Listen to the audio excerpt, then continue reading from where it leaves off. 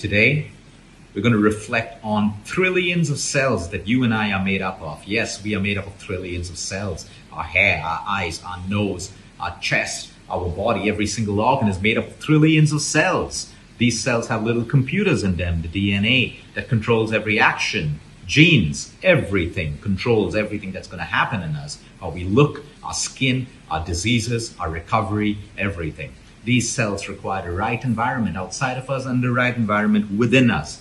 The right kind of food, energy, sleep, rest, emotional wellness, activity. Close your eyes deeply and reflect. How would the quality of your life be if something went wrong with these cells? The communication broke down, the DNA computer got damaged. How would your life change? Now be deeply grateful for your cells and that they're alive. And what are the little actions that you should take to boost and maintain cellular health? Be grateful.